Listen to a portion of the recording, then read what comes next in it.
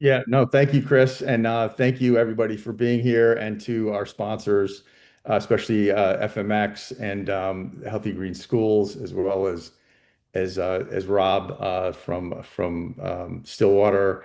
Looking forward to this session today, and in particular, how do we change the dynamic of the conversation around do more with less?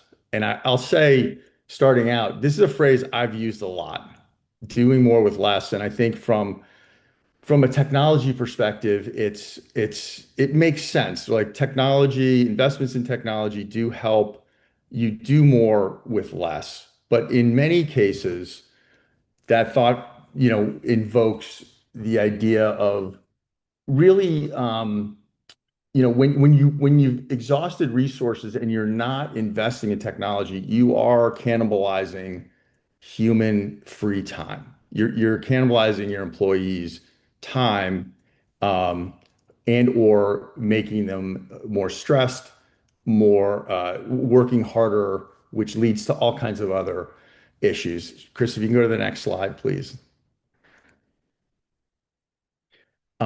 So I want to talk about school environments and how the environments that the kids are in to learn have an outsized impact on their performance. And there's some research that we've gathered around how student attendance is impacted very significantly through healthy environments or not healthy environments.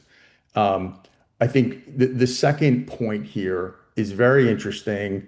Um, it emphasizes that the way in which the built environment for learning impacts test scores and attendance. 4 out of 5 per thousand more students in attendance in a healthier environment. It also impacts teacher retention, which is also a critical status. I think across all types of employment, especially when you get into sort of the custodial layer where we spend a lot of time, it's harder and harder to get quality people, and we're constantly coming up short in terms of starting the year behind. Um, so teacher retention is impacted by that, and there's been studies that we're citing here that help support that. So, this is a critical area, and I think we're in a unique situation. Chris, if you can go to the next slide, that we'll talk more about how this doing more with less from an operations perspective is almost an impossible equation. Um, Enrollment is declining. And so, when you think about enrollments declining, the classroom, you can reduce the number of classes relatively easily. And by reducing the number of classes, you reduce, you can deal with this sort of lower enrollment. So you'll have, more students per classroom, or at least, reaching a target. If you want, 20 kids per teacher or per classroom, you can easily achieve that.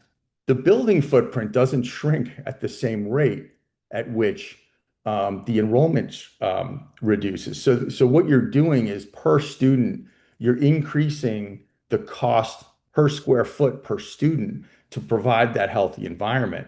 So that's where it's an equation that's almost impossible to deal with. And I think what we like to kind of shift the conversation instead of doing more with less, where again you're trying to force labor to do, to cannibalize their time, their personal time, in order to achieve goals that are being set. We are, this whole idea of optimize is about how do we optimize the process so that you're balancing between your budget needs and your operational goals, and having an honest conversation about what those things are, and applying technology where it can help you to be optimized, not to do more with less. But yes, that is, what technology does, but it's really about optimizing your outcomes, moving from being reactive to being proactive.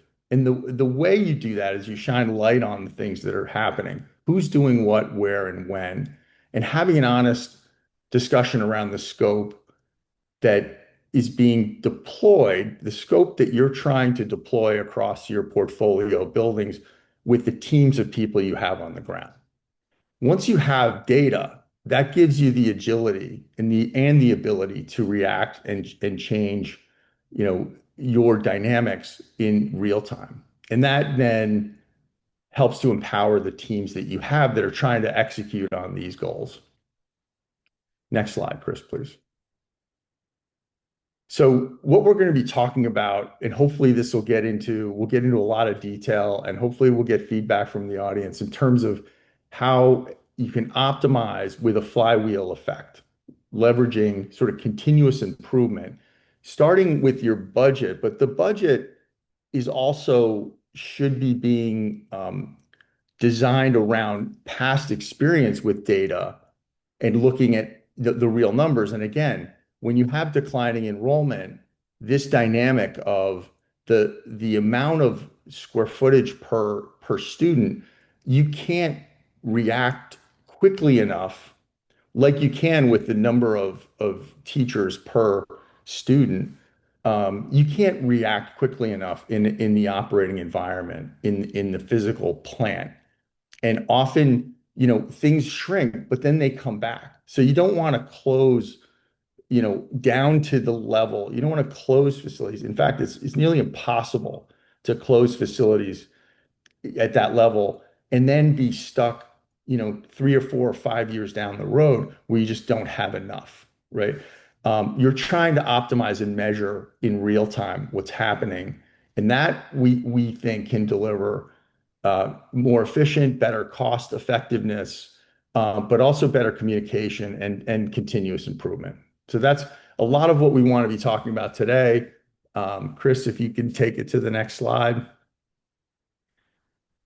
This is our agenda for today, and from this to the next session here, um, we're talking about the building environment health trends with Sarah Porter from Healthy Green Schools and Colleges.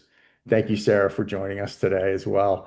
We'll have a fireside chat with Rob Lemacher and our David Gailey, and two guys with great beards, I must say. These guys have phenomenal, uh, you know, facial, impression from their beards, and then enrollments and budget crisis.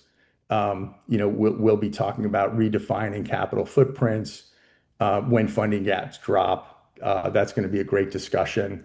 And then embracing technology and AI. That's going to be Ryan from FMX will be talking about that. Look forward to the thoughts there. And then closing remarks and recap from the day. Let's get into it. Let's open the floor and be ready to share your questions and thoughts along the way. And I'm looking forward to this session today.